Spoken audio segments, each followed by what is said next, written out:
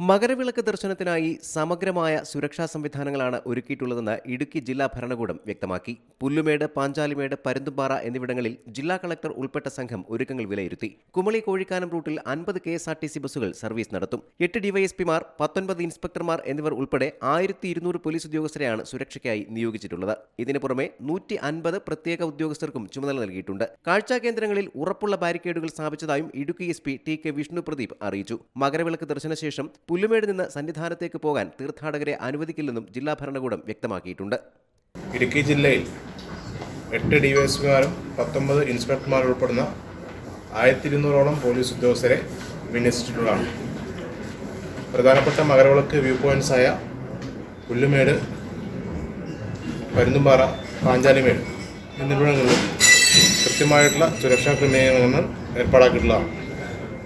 ഇതുകൂടാതെ 150ഓളം special police ഓഫീസർമാരെ വിവിധ ഡ്യൂട്ടികൾക്കായിട്ട് നിയോഗിച്ചിട്ടുള്ളതാണ്.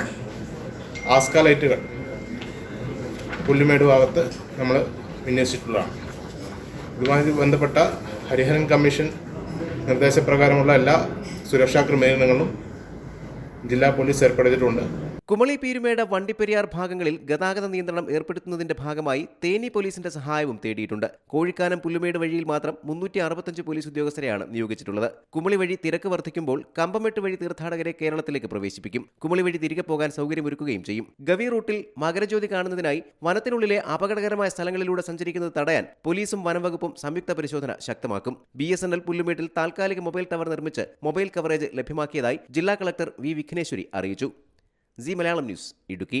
ഏറ്റവും പുതിയ വാർത്തകളും വിശേഷങ്ങളും വിരൽ തുമ്പിലറിയാൻ സി മലയാളം ന്യൂസ് എല്ലാ ഡിജിറ്റൽ പ്ലാറ്റ്ഫോമുകളിലും ലഭ്യം.